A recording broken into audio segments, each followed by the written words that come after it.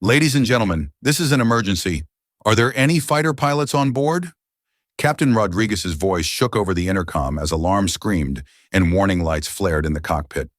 Passengers clutched their seats in terror, unaware that the only people capable of saving them were two black teenage girls dismissed as nobodies, now asleep in economy class. The cockpit is flashing with warning lights. Alarms are screaming, and his co-pilot, Jennifer Walsh, is staring at instrument panels she's never seen fail simultaneously. 220 passengers are about to face their worst nightmare at $37,000 FT. Listen to the chaos erupting in the cabin. Passengers are whipping their heads around, searching desperately for anyone who might save their lives. Business travelers are gripping their armrests. Mothers are clutching their children, and the elderly man in seat 12C is quietly praying. Flight attendants are rushing down the aisles, their professional masks slipping as panic sets in. Everyone is looking for a hero, for someone with the skills to bring this massive aircraft safely to the ground. But here's what nobody on Flight 8C2 could have imagined. The two people who could save every single life on that plane were fast asleep in economy seats 23A and 23B. Two 14-year-old black twin girls who had been dismissed, ignored, and underestimated from the moment they stepped onto this aircraft.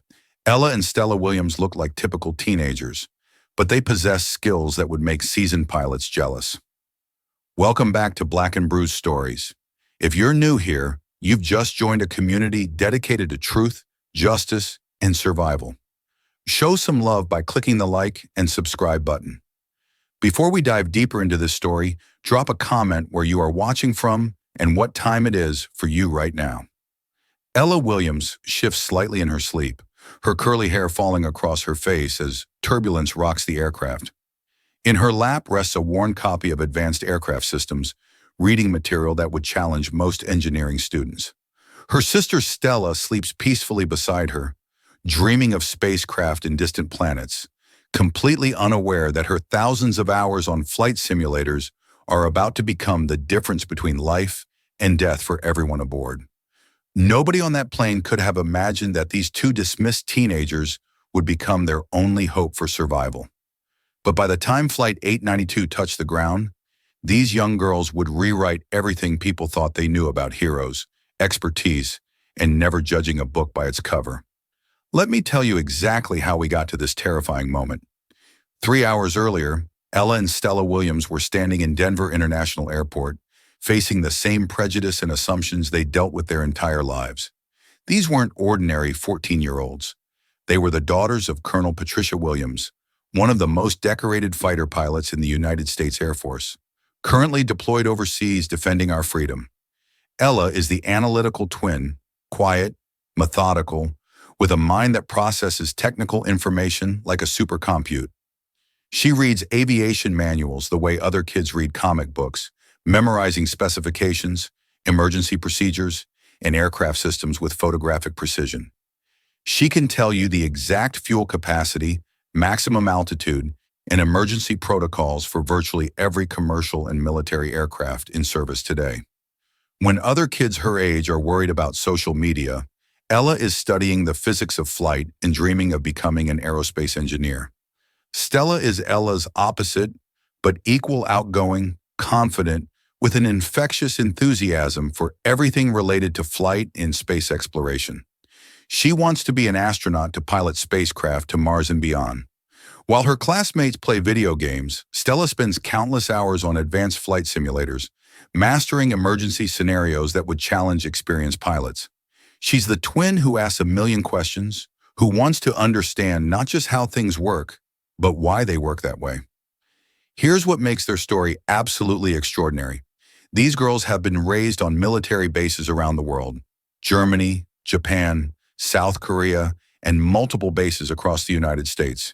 They've been surrounded by fighter jets, cargo planes, and some of the most skilled pilots on Earth since they could walk.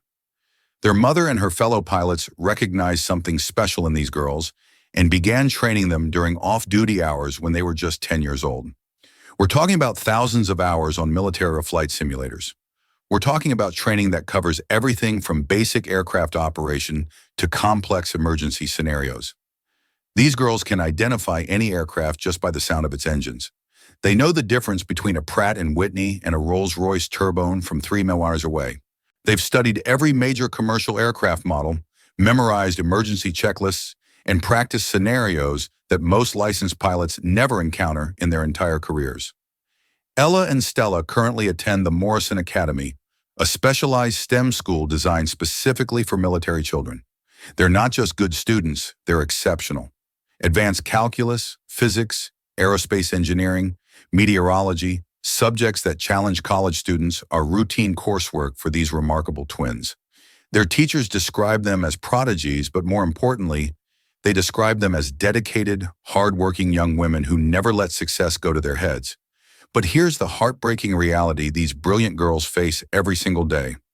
The moment people see two young black teenagers, assumptions take over, intelligence is questioned, capabilities are dismissed, experience is ignored, and on this flight, those prejudices almost cost everyone their lives. From the moment they entered Denver International Airport, Ella and Stella were treated like problems to be managed rather than passengers to be served. The gate agent, a woman named Carol Henderson, took one look at their unaccompanied minor status and assumed they needed constant supervision. She originally tried to separate their seats, claiming it was for safety reasons and that kids traveling alone should be distributed throughout the aircraft so flight attendants could monitor them more easily. The twins had their boarding passes, their identification, and all the proper documentation. They traveled alone dozens of times, moving between their mother's duty stations and their grandmother's home. But Carol saw two black teenagers and immediately assumed incompetence. She spoke to them slowly, using simple words, asking multiple times if they understood basic instructions about finding their gate and boarding procedures. Flight attendant Sandra Martinez had been flying for 15 years, and she thought she'd seen everything. The moment Ella and Stella boarded Flight 892, Sandra categorized them in her mind, nervous first-time flyers who would need constant reassurance and hand-holding throughout the journey. Sandra prided herself on being able to read passengers, and everything about these girls screamed high maintenance to her experienced eye. Sandra immediately began her routine for anxious young flyers. She explained how seatbelts worked, pointed out the location of bathrooms, and assured them that flying was perfectly safe and they had nothing to worry about. She spoke in the patronizing tone that adults often use with children, never imagining that these children knew more about aircraft safety than she'd learned in her entire career. The worst treatment came from Mr. Peterson, a 52-year-old businessman who had upgraded to first class and believed that gave him the right to judge everyone in economy. The moment he saw Ella and Stella settling into their seats, he started complaining loudly to anyone who would listen. "Kids traveling alone make me nervous," he announced to his seatmate. "Airlines shouldn't allow it. They're probably going to be crying and carrying on the entire flight." Mr. Peterson actually approached Sandra during boarding and demanded that the girls be moved away from his section of the aircraft. "I paid good money for a peaceful flight," he said, gesturing dismissively toward the twins. "Those two look like trouble. Can't you put them in the back somewhere?" The irony would hit him like a freight train when those same troublesome kids would later save his life. But Ella and Stella had learned to handle this treatment with grace and dignity that would make their mother proud. Growing up in military families teaches you resilience. Moving from base to base, country to country, dealing with new schools and new communities every few years, it builds character. These girls had faced prejudice before, and they'd learned that the best response was to prove people wrong through actions, not arguments. They settled into seats 23A and 23B, quietly pulling out their carefully packed carry-on bags. Ella had brought her aviation technical manuals and a notebook filled with hand-drawn aircraft diagrams. Stella had her tablet loaded with flight simulator programs and space exploration documentaries. They were carrying something else precious too. Handmade model airplanes they'd crafted themselves, planning to show them to the woman who first inspired their love of flight. Their grandmother, Dorothy Williams, was dying. 78 years old, a veteran of the civil rights movement and a pioneer in aviation, Dorothy had been battling cancer for 3 years. 2 weeks ago, she called the girls with news that changed everything. The cancer had spread to her lungs and liver. Doctors weren't sure how much time she had left. This flight to Atlanta might be their last chance to see the woman who taught them that barriers exist to be broken, not accepted. Dorothy Williams was a mechanic for the Tuskegee Airmen during World War II. While the pilots got the glory, Dorothy kept those aircraft flying with skill, dedication, and expertise that saved countless lives. She faced discrimination that makes today's challenges seem insignificant. She was told she wasn't smart enough, wasn't strong enough, wasn't worthy enough to work on the most advanced aircraft of her time. But Dorothy proved them all wrong, and she became one of the most respected mechanics in the entire program. Dorothy used to tell her granddaughters, "Baby girls, when people tell you that you can't do something because of how you look or how old you are, you show them what you can do with these hands and this mind. The sky isn't your limit, it's just your starting point." Those words echoed in Ella and Stella's minds as they settled in for what they hoped would be a quiet flight to see their hero one more time. Flight 892 was scheduled for a routine 2.5-hour journey from Denver to Atlanta. The Boeing 737-800 was a reliable workhorse, the kind of aircraft that flies thousands of safe flights every year. Captain Rodriguez had been flying this route for 8 years, and he could practically navigate it with his eyes closed. Co-pilot Walsh was newer to the airline, but she was competent and eager to learn. Weather reports showed clear skies with only minor turbulence expected. 220 passengers settled in for what should have been an unremarkable Tuesday afternoon flight. Business travelers opened their laptops, families distributed snacks and entertainment, and elderly passengers prepared for naps. Ella and Stella just wanted to sleep through most of the flight so they could arrive rested for what might be their final visit with their grandmother. But as Flight 882 reached its cruising altitude of 37,000 out, Ella's trained eye caught something that made her blood run cold. Through the reflection on Sandra's tablet screen, she could see portions of the cockpit instrument panel. What she saw there were warning indicators that would terrify any experienced pilot. Hydraulic pressure readings showing concerning patterns, engine temperature fluctuations that indicated developing problems, and electrical system warnings that suggested cascading failures were beginning. Ella had studied these exact scenarios in advanced simulators. She knew that what appeared to be minor issues could rapidly escalate into catastrophic emergencies if not addressed immediately. Her thousands of hours of training kicked in, and she tried to politely alert the crew to what she was observing. "Excuse me," Ella said quietly to Sandra during a routine cabin check. "I noticed some unusual engine vibration patterns during takeoff, and I think there might be some developing issues with the hydraulic systems." Sandra looked at this 14-year-old girl and heard nothing but childish anxiety. "Sweetie, that's just normal airplane sounds," she said with a patronizing smile. "Flying can seem scary when you're not used to it, but I promise you have nothing to worry about. The pilots know what they're doing. Why don't you put on your headphones and try to relax?" Ella tried once more, this time being more specific. "I've studied aircraft systems extensively, and the vibration patterns suggest possible bearing issues in the number 2 engine. The hydraulic pressure fluctuations visible on the instrument reflection indicate—" "Honey," Sandra interrupted, her voice becoming firmer, "I appreciate that you've been reading about airplanes, but leave the flying to the professionals. You're just making yourself anxious with all this technical talk. Try to get some sleep, okay?" Stella watched her sister's frustration and felt her own anger rising. They'd faced this dismissal their entire lives, but never when lives might be at stake. Still, the twins knew better than to cause a scene. They'd been raised to respect authority while standing firm in their convictions. They would wait, watch, and be ready when their expertise was finally needed. What Ella had spotted were the early warning signs of what would become a perfect storm of mechanical failures and weather emergencies. The storm system developing ahead of them was intensifying faster than meteorologists had predicted. Multiple aircraft were already reporting dangerous conditions, and air traffic control was beginning to route flights around increasingly unstable weather patterns. Inside the cockpit, Captain Rodriguez was starting to notice irregularities that concerned him. 25 years of flying experience had taught him to trust his instincts, and something felt wrong.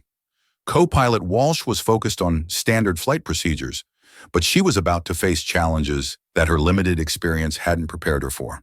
The Boeing 737 continued its eastward journey, carrying passengers who trusted that everything was under control. But at 37,000 FT, with storm systems intensifying and mechanical issues developing, Flight 892 was heading toward a crisis that would test everyone aboard in ways they never imagined. Ella and Stella Williams closed their eyes and tried to rest, knowing they would need their strength for the emotional visit with their grandmother. They had no idea that in less than 2 hours, their years of training, their thousands of hours of study, and their unshakable determination would be the only thing standing between 220 innocent people and absolute disaster. If this story is already giving you chills, make sure you hit that subscribe button because what happens next will completely blow your mind. These two incredible young women are about to prove that heroes come in all ages, all colors, and all backgrounds. And I want to know, have you ever been in a situation where someone underestimated your abilities because of your age or appearance? Drop your story in the comments below, because Ella and Stella's journey is just getting started. 30 minutes into Flight 892's journey, the atmosphere in the cabin was deceptively calm. Passengers were settling into their routines. Business travelers typing on laptops. Families sharing snacks. Elderly passengers dozing peacefully. But in the cockpit, Captain Rodriguez was beginning to notice subtle changes that made his experienced pilot instincts prickle with concern. The first sign was so minor that most pilots might have missed it entirely.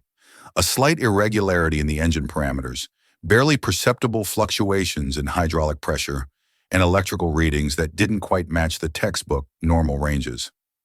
Rodriguez had been flying for 25 years, and he'd learned to trust those gut feelings that separated good pilots from great ones. "Jennifer, are you seeing anything unusual on the engine readings?" he asked his co-pilot, keeping his voice casual but alert. Co-pilot Walsh glanced at her instruments, scanning the displays with the methodical approach she'd been trained to use. "Everything appears within normal parameters, Captain. Maybe slightly elevated on the number 2 engine temperature, but still well within acceptable ranges." Rodriguez nodded, but something nagged at him. Weather reports were also starting to change. The storm system ahead of them was developing faster and more intensely than meteorologists had predicted. Air traffic control was beginning to issue updated routing instructions to multiple aircraft in the area. Meanwhile, in seat 23A, Ella Williams was experiencing her own growing concern. Her trained eye continued to catch glimpses of instrument reflections, and what she was seeing painted a picture that made her increasingly worried. The hydraulic pressure fluctuations she'd noticed earlier were becoming more pronounced. The electrical system warnings were multiplying, and the engine vibration patterns were developing into signatures that her simulator training told her could indicate serious mechanical issues. "Stella," Ella whispered to her sleeping sister, "I think we might have a problem." Stella opened her eyes immediately alert, despite having been in deep sleep moments before. Growing up in military families teaches you to wake up ready for anything. "What kind of problem?" Ella discreetly tilted her head toward the front of the aircraft. "Look at the reflection patterns on Sandra's tablet when she passes by. The cockpit displays are showing multiple warning indicators that suggest cascading system failures." Stella's eyes sharpened with focus. She'd spent just as many hours studying emergency scenarios as her sister, and she knew that cascading failures were among the most dangerous situations any aircraft could face. "Are you sure? Maybe it's just routine monitoring displays?" "I've memorized every normal operational display for this aircraft type," Ella replied quietly. "What I'm seeing doesn't match normal parameters.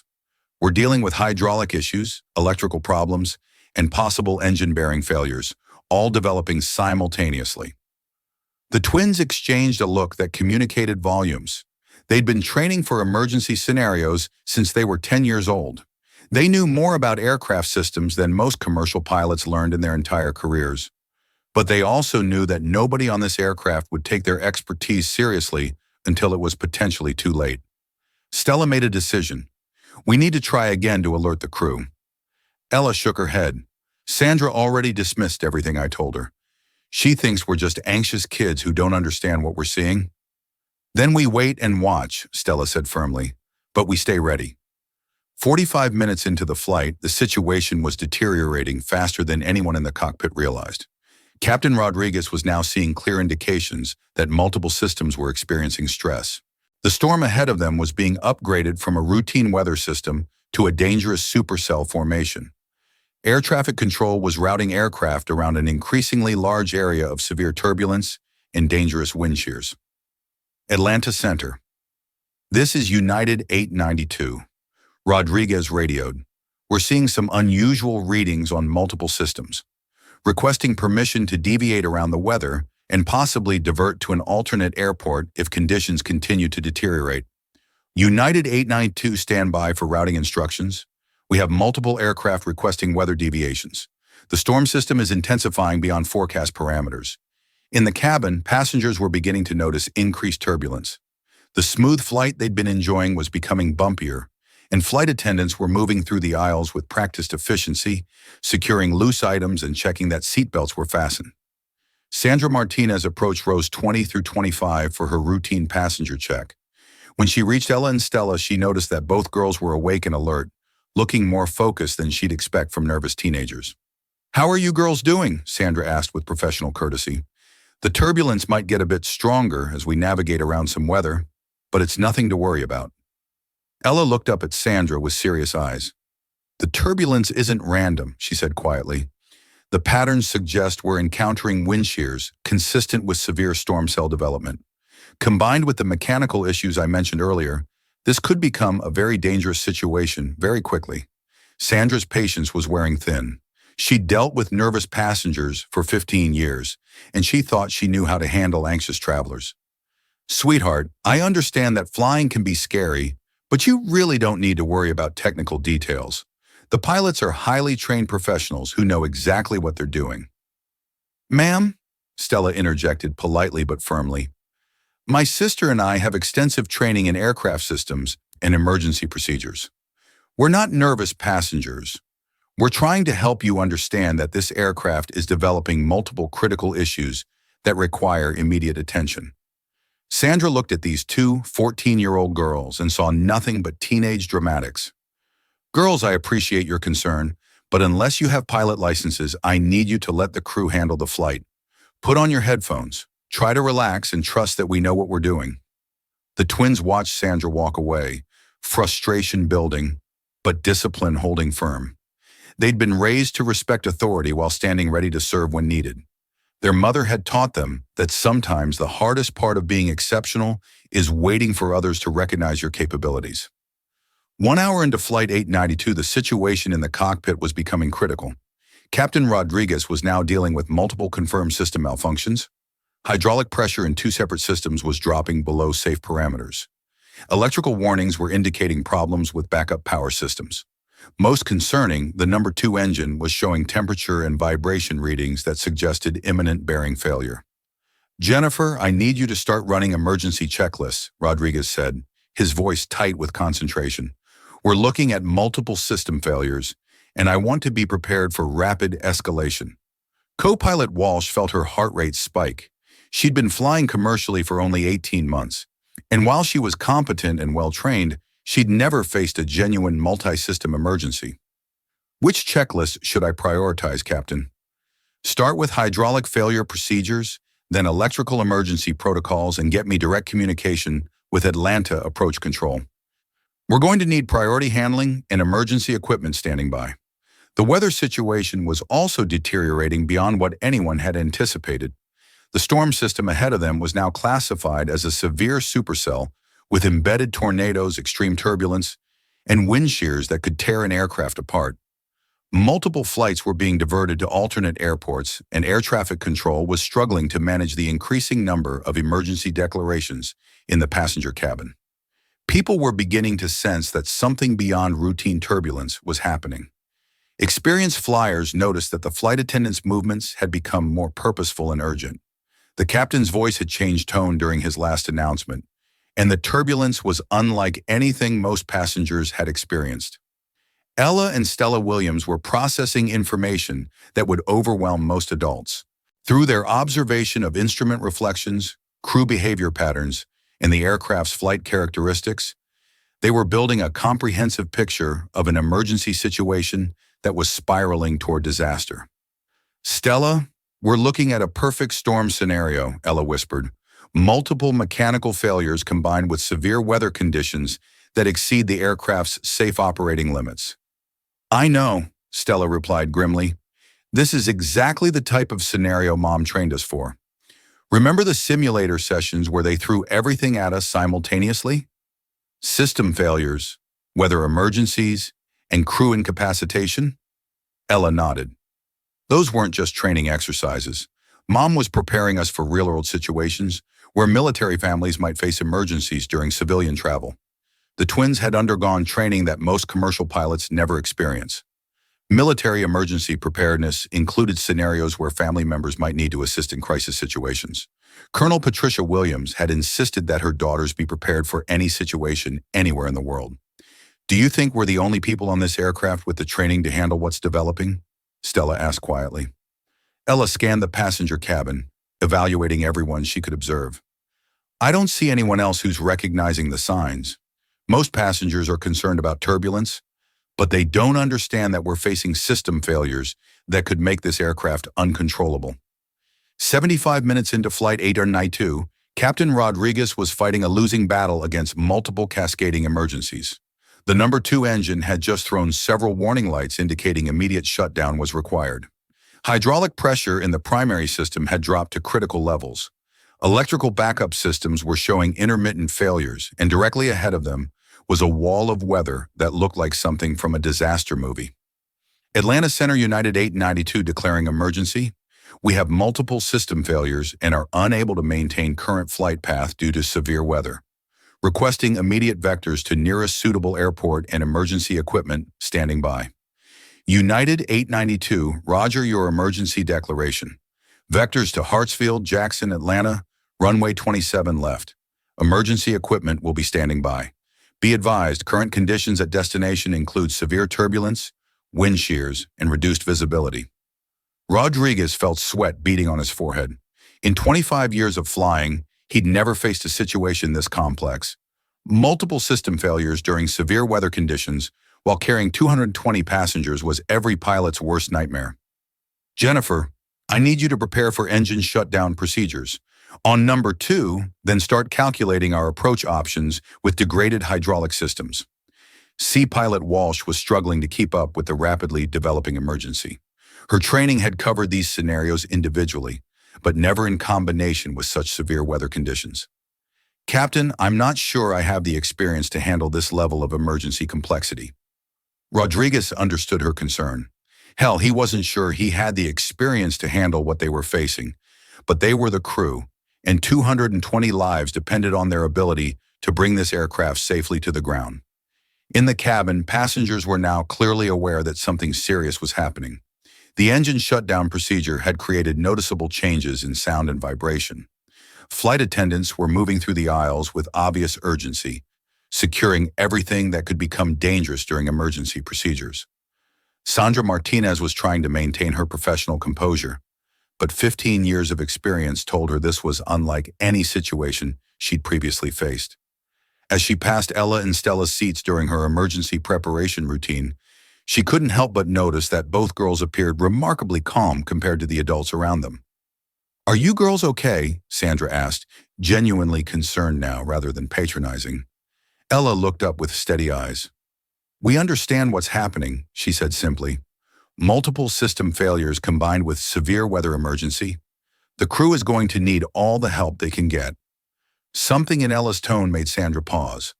This wasn't the voice of a frightened teenager. This was the voice of someone who understood exactly what was happening and was prepared to deal with it. What do you mean help? Sandra asked. Ma'am, Stella said respectfully, my sister and I have extensive emergency training. If the situation continues to deteriorate, we might be able to assist the crew with procedures and calculations that could save lives. Sandra looked at these two young girls and for the first time really saw them not as children to be managed, but as individuals who might actually know what they were talking about. What kind of training? Military family emergency preparedness, Ella replied. Thousands of hours on advanced flight simulators, comprehensive aircraft systems knowledge, and specialized training in multi-system emergency procedures. Before Sandra could respond, the aircraft lurched violently as they encountered the edge of the storm system.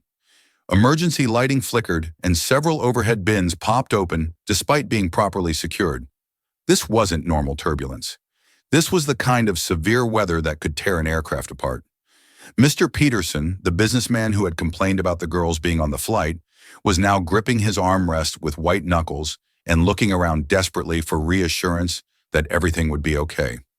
The irony was completely lost on him that the two passengers he'd wanted removed from the aircraft might be the only ones capable of helping save his life.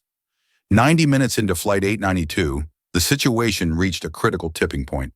Captain Rodriguez was now dealing with a crisis that exceeded his worst-case scenario training. The storm system had intensified beyond all forecasts, creating conditions that made normal approach procedures impossible. The aircraft's degraded systems were making it increasingly difficult to maintain control, and his co-pilot was clearly overwhelmed by the complexity of what they were facing. Atlanta approached United 892. We're encountering severe wind shears and downdrafts. Aircraft control is becoming increasingly difficult with degraded hydraulic systems. We need guidance for emergency approach procedures under these conditions. United 892 understood. Current winds at destination are gusting to 60 knots with significant directional changes. Runway 27 left is still available, but conditions are at the absolute limits of safe operations. Rodriguez felt the weight of 220 lives pressing down on him. He was an experienced pilot, but what they were facing required skills and knowledge that went beyond standard commercial aviation training. He needed help, but where could he find a pilot with the specialized experience necessary to handle this type of emergency? That's when he made the decision that would change everything. Swallowing his pride and acknowledging that this situation was beyond what he and his co-pilot could handle alone, Captain Rodriguez reached for the intercom and spoke the words that would transform two dismissed teenagers into heroes. But before he made that announcement, Ella and Stella Williams were already preparing themselves mentally for what they knew was coming. Their years of training, their thousands of hours of study, and their unshakable determination were about to be tested in the most real-world way possible. The twins looked at each other and nodded. They were ready. This is getting absolutely incredible, and we're just getting to the most intense part. Make sure you're subscribed, because what happens next will leave you speechless. These two remarkable young women are about to face the ultimate test of everything they've learned. And I have to ask, when you were 14 years old, would you have been ready to step up and save hundreds of lives? Let me know in the comments what you think you would have done in Ella and Stella's situation. Flight 892 was now flying through conditions that would challenge even the most experienced military pilots. The storm system had become a monster, a supercell with embedded tornadoes, wind shears exceeding anything in the textbooks, and turbulence so severe that it was throwing passengers against their seatbelts with bone-jarring force. Inside the cockpit, Captain Rodriguez was fighting for control of an aircraft that was becoming increasingly difficult to fly. The number 2 engine was completely shut down now, its failure creating asymmetric thrust that made the aircraft want to yaw and roll in directions that could quickly become unreoverable. The primary hydraulic system pressure had dropped to levels that made normal flight controls sluggish and unresponsive. Electrical systems were failing intermittently, causing instrument displays to flicker and critical systems to operate on backup power that might not last much longer. Jennifer, I need you to calculate our fuel remaining and determine if we have enough to reach an alternate airport with better weather conditions, Rodriguez said, his voice tight with concentration as he fought to keep the aircraft level. Co-pilot Walsh was struggling with calculations that would normally be routine. The stress of the emergency combined with her limited experience in crisis situations was making it difficult for her to process information quickly and accurately. Captain, I'm showing approximately 40 minutes of fuel remaining at current consumption rates, but the engine shutdown and increased drag from flying through this weather are affecting my calculations. That's not enough margin for error, Rodriguez realized grimly. We're committed to Atlanta regardless of conditions. 100 minutes into the flight, the situation took a turn that would test everyone aboard beyond their limits. Captain Rodriguez, who had been fighting the controls and managing multiple emergencies for over an hour, suddenly felt a crushing pain in his chest that made his vision blur and his left arm go numb. Jennifer, he gasped, I think I'm having a heart attack. The words hit co-pilot Walsh like a physical blow. She watched in horror as Captain Rodriguez slumped forward in his seat. his hands slipping from the control yoke as a massive coronary event overwhelmed his system. Suddenly, she was alone in the cockpit of a damaged aircraft flying through the worst weather conditions she'd ever encountered, responsible for the lives of 220 passengers. Captain Rodriguez Walsh shook her colleague, but he was unconscious, his breathing shallow and irregular. The aircraft immediately began to drift off course as the autopilot system, already struggling with the degraded hydraulic systems, couldn't compensate for the severe turbulence and wind shears they were encountering. Walsh grabbed the radio with shaking hands. Atlanta Center, United 892, we have a medical emergency in the cockpit. Captain is incapacitated, and I'm now the only pilot available. Request immediate emergency assistance and guidance. United 892, copy your emergency. Medical emergency crews are standing by. What is your current status and capability? Walsh tried to steady her voice, but the panic was evident. I have 18 months of commercial flying experience, and I've never handled an emergency of this magnitude. Multiple system failures, severe weather conditions, and now I'm flying this aircraft alone. In the passenger cabin, people could sense that something catastrophic was happening. The aircraft's flight pattern had become erratic, climbing and descending unpredictably as Walsh struggled to maintain control with degraded systems and no assistance. Flight attendants were moving through the aisles, trying to maintain calm while preparing for what might be an emergency landing under the worst possible conditions. Sandra Martinez was fighting her own rising panic as she realized the full scope of what they were facing. An incapacitated captain, an overwhelmed co-pilot, multiple mechanical failures, and weather conditions that were beyond anything in her 15 years of flying experience.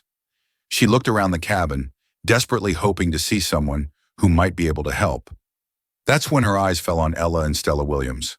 Both girls were sitting calmly in their seats, not panicking like the adults around them. Instead, they appeared to be mentally processing information and preparing for action. Sandra remembered their earlier conversation about having extensive emergency training and suddenly wondered if she had dismissed expertise that could save everyone's life. Ella and Stella had been monitoring the situation through every available indicator: instrument reflections, crew behavior, aircraft performance characteristics, and their own understanding of emergency procedures. When Captain Rodriguez's medical emergency occurred, they immediately recognized that Flight 892 was now facing a crisis that exceeded normal emergency response capabilities. Stella co-pilot Walsh doesn't have the experience to handle what we're facing, Ella said quietly. She's going to need help, and we might be the only people on this aircraft with the training to provide it. I know, Stella replied. This is exactly the scenario Mom prepared us for. A situation where civilian authority is overwhelmed and military training becomes necessary for survival. The twins had been raised in a military culture that emphasized service above self. When people needed help, you provided it regardless of whether others recognized your qualifications. Their mother had drilled into them that expertise carried responsibility. And that responsibility didn't disappear just because other people underestimated your capabilities.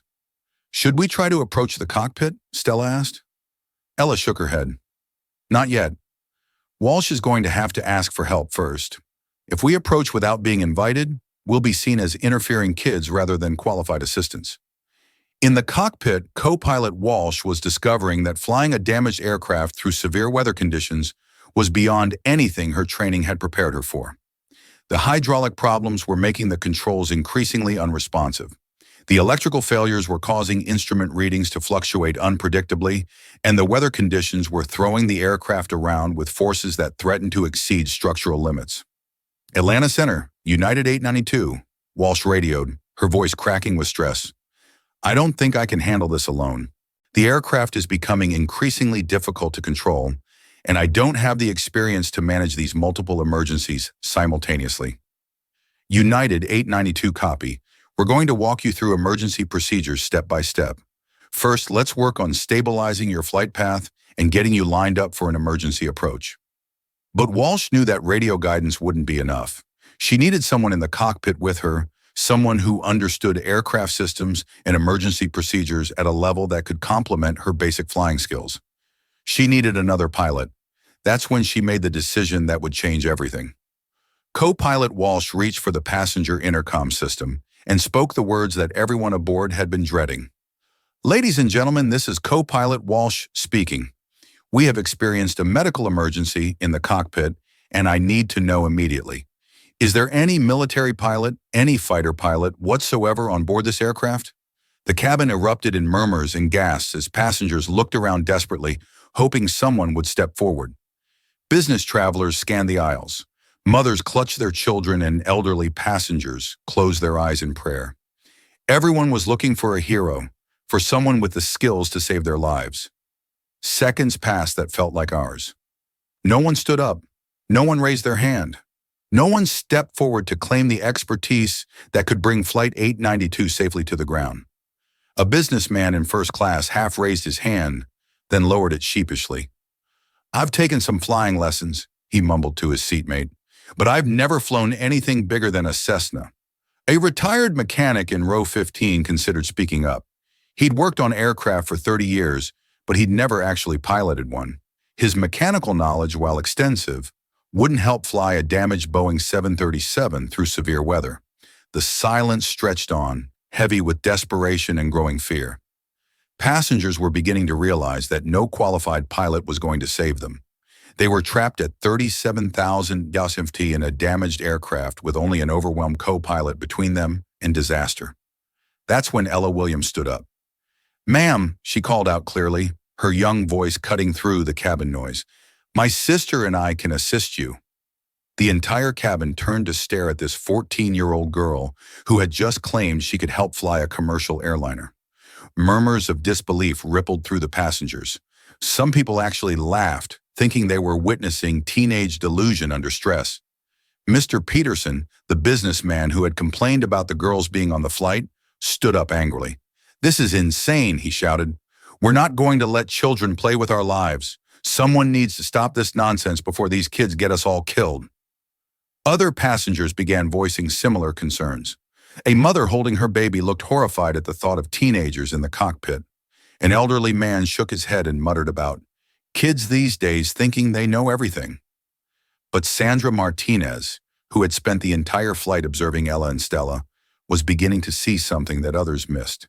These weren't typical teenagers claiming abilities they didn't possess. Their demeanor, their knowledge, their calm confidence under pressure. It suggested training and expertise that went far beyond their apparent age. "Girls," Sandra said, approaching their seats quickly, "are you absolutely certain you have the training to help in this situation?" Stella stood up beside her sister, and both girls looked Sandra directly in the eyes with a steadiness that was remarkable for their age. "Ma'am, we have thousands of hours of training on advanced flight simulators, comprehensive knowledge of aircraft systems and emergency procedures, and specific preparation for multi-system failure scenarios exactly like what this aircraft is experiencing." "But you're 14 years old," Sandra protested, even as she found herself believing them. "Age doesn't determine expertise," Ella replied calmly. "Training, knowledge, and experience do. And we have all three." The twins began walking toward the front of the aircraft, moving with purpose and confidence that made other passengers step aside despite their objections. As they passed each row, Ella began speaking in a clear voice that carried throughout the cabin. "My name is Ella Williams, and this is my sister, Stella. We are the daughters of Colonel Patricia Williams, United States Air Force. We have been trained since childhood on military-grade flight simulators and emergency procedures. We have more flight training experience than most commercial pilots receive in their initial certification programs." Stella continued seamlessly. "We know this aircraft type inside and out. We've studied every system, memorized every emergency procedure, and trained extensively on scenarios involving multiple failures combined with severe weather conditions. We're not children playing games. We're trained personnel responding to an emergency." Mr. Peterson tried to block their path. "I don't care what you claim," he said loudly. "I'm not letting teenagers into that cockpit to experiment with our lives." Ella looked at him with eyes that held more wisdom and determination than many adults possessed. "Sir, right now, your choice isn't between teenagers and adults helping you. Your choice is between trained personnel who can assist the co-pilot or no help at all. There is no other qualified pilot on this aircraft." "How do we know you're really trained?" demanded a passenger from the middle of the cabin. Without hesitation, Stella began reciting technical specifications that silenced the skeptics. This aircraft is a Boeing 737-800 with CFM56-7B engines. Current emergency indications suggest hydraulic system of failure, electrical system degradation affecting backup power distribution, and severe weather conditions, including wind shears exceeding 40 knots with directional changes greater than 90 degrees. Ella continued the technical assessment. Emergency approach procedures under these conditions require manual flight control compensation for asymmetric thrust, hydraulic-assisted steering limitations, and calculated approach speeds adjusted for increased aircraft weight due to fuel that couldn't be dumped safely in current weather conditions. The cabin fell silent. These weren't the words of children pretending to know about airplanes. This was the language of trained aviation professionals discussing specific technical challenges that required expert knowledge to understand. Sandra made her decision. "I'm taking them to the cockpit," she announced to the cabin. "At this point, any qualified help is better than no help at all." As the twins moved toward the front of the aircraft, they could hear co-pilot Walsh's increasingly desperate radio communications with air traffic control. Her voice was cracking under the stress of trying to manage an emergency that was beyond her experience level. "Atlanta Center, United 892. I'm having difficulty maintaining aircraft control. The weather conditions combined with system failures are exceeding my ability to compensate. I need immediate guidance on emergency approach procedures for these conditions." United 892, we're going to walk you through the procedures step by step. First, reduce power on your remaining engine to minimum approach setting and prepare for manual trim adjustments to compensate for asymmetric thrust. But Walsh's voice came back, shaking with uncertainty. "Atlanta Center.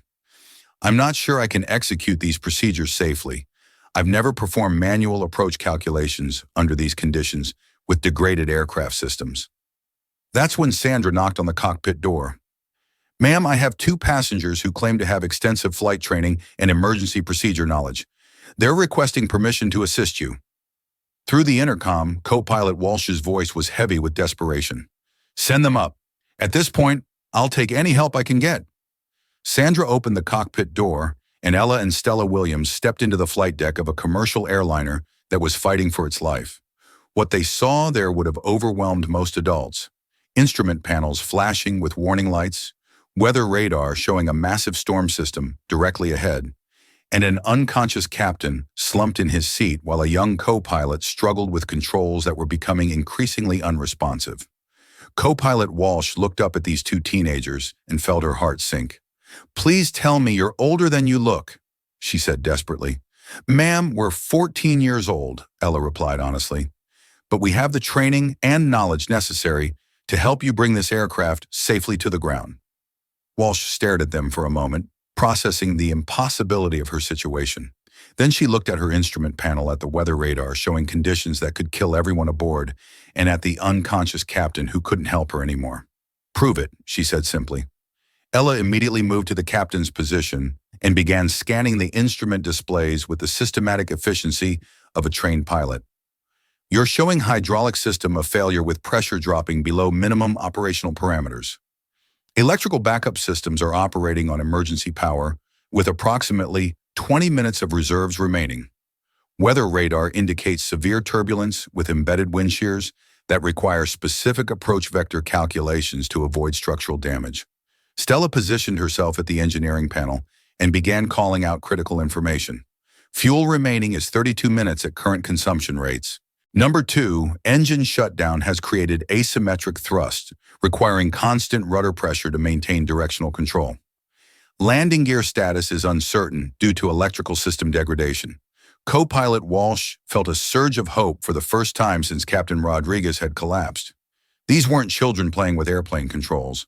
These were trained individuals who understood exactly what they were facing and knew how to address it. "What do you recommend?" Walsh asked, ready to accept help from any source that could save the lives of everyone aboard. Ella and Stella exchanged a look, mentally accessing years of training and thousands of hours of preparation for exactly this scenario. They were ready to prove that heroes come in all ages, all backgrounds, and all appearances. "First, we stabilize the aircraft," Ella said with calm authority. Then we calculate an approach vector that accounts for weather conditions and aircraft limitations. And then we bring everyone home safely. The most incredible part of the story is just beginning. These two remarkable young women are about to demonstrate skills that will amaze seasoned pilots and save the lives of everyone aboard Flight 892. Make sure you hit that subscribe button if you want to see how Ella and Stella prove that age is just a number when you have the right training and determination. And tell me in the comments, do you think you would have trusted these teenagers with your life in this situation? Their expertise is about to be put to the ultimate test. The cockpit of Flight 892 had become a war room where Ella and Stella Williams were about to prove that expertise doesn't come with an age requirement. Co-pilot Walsh watched in amazement as these two teenagers immediately took control of a situation that had been overwhelming her for the past 30 minutes. Ella positioned herself in the captain's seat and began the systematic diagnosis that would either save everyone aboard or confirm their worst fears. Her hands moved across the instrument panels with the confidence of someone who had studied every switch, every display, and every emergency procedure for this exact aircraft type. "Stella, I need you to confirm hydraulic system status while I assess our approach options," Ella said, her voice carrying the calm authority of someone trained for crisis management. "Hydraulic system A is completely failed," Stella reported from the engineering panel. "System B is operating at 60% capacity with intermittent pressure fluctuations. System C is functional, but showing stress indicators that suggest it could fail if we encounter severe turbulence during approach." Ella nodded, processing this information while simultaneously analyzing weather radar data that showed a nightmare scenario ahead of them. "Co-pilot Walsh, what's our current distance to Atlanta and what approach options are available?" Walsh, who had been struggling to manage multiple information streams, felt relieved to have someone else taking charge of the technical analysis. "We're 43 mi out, and the Atlanta approach is offering us runway 27 left, but current conditions include wind shears exceeding safe approach parameters." "Show me the weather data," Ella requested. And when Walsh displayed the radar information, both twins immediately recognized patterns that would challenge even the most experienced pilots. "This is a supercell formation with embedded rotation," Stella observed. "Wind shears are directional and vertical, with velocity changes exceeding 60 knots over distances less than 2-hour minor. Standard approach procedures won't work under these conditions."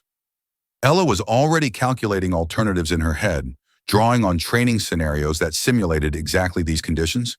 "We need to execute a modified military approach, steeper descent angle, higher approach speed initially with rapid deceleration, and manual compensation for wind shear effects." Co-pilot Walsh looked at these teenagers with growing respect.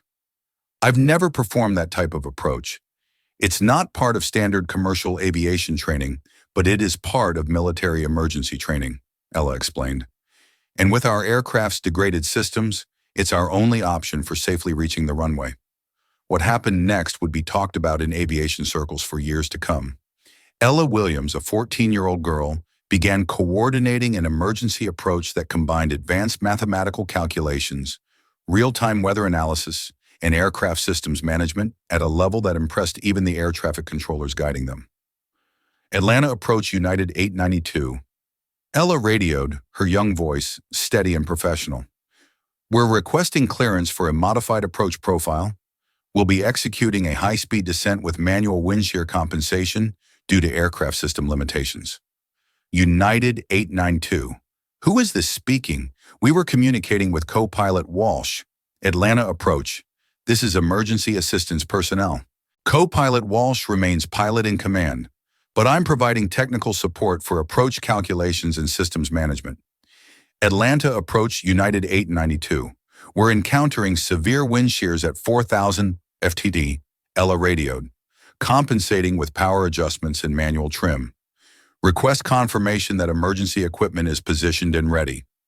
United 892 emergency equipment is standing by. Fire and rescue medical teams and structural engineers are all in position. "You're doing excellent work up there." The approach they were executing required split-second timing, perfect coordination between all three crew members, and mathematical calculations that were being performed in real time under life or death pressure. Any mistake could result in structural failure, loss of control, or impact with terrain at speeds that would kill everyone aboard.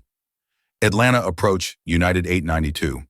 Were unable to confirm landing gear deployment due to electrical system failures. Request foam application to runway 27 left and prepare for possible gear-up emergency landing. Co-pilot Walsh, I need you to prepare for manual braking procedures. If our anti-lock systems fail, we'll need to prevent wheel lockup through pressure modulation. What happened in the final 2 minutes of Flight 892's approach would become legendary in aviation history. Ella Williams, guiding co-pilot Walsh through control inputs, while Stella managed systems and provided critical information, brought a damaged Boeing 737 through weather conditions that had grounded other aircraft with system failures that should have made landing impossible. 50 FT altitude, Stella called. Ground effect compensation required for wind conditions. Flaring now, Ella announced, guiding Walsh through the delicate procedure of transitioning from descent to landing attitude while compensating for gusting winds that were trying to push them off the runway center line. Flight 892 touched down on runway 27, left with a landing that was firm but controlled. The landing gear, despite electrical problems, deployed properly and held the braking systems, though degraded, brought the aircraft to a safe stop within the runway confines. Emergency equipment surrounded them immediately, but it wasn't needed. Ella and Stella Williams had brought everyone home safely. This incredible story reminds us that we should never judge a book by its cover, and that sometimes the most remarkable people are sitting right next to us, waiting for their moment to change the world. Ella and Stella Williams proved that heroes come in all forms, and that expertise, courage, and service have no age limits. If this story has inspired you as much as it has inspired millions of others, make sure you subscribe to hear more incredible stories of ordinary people doing extraordinary things. And I want to know, what assumptions have you made about people that this story has changed? How will you look at young people differently after learning about Ella and Stella Williams? Share your thoughts in the comments below, because stories like this remind us that potential exists everywhere, and heroes are often found in the most unexpected.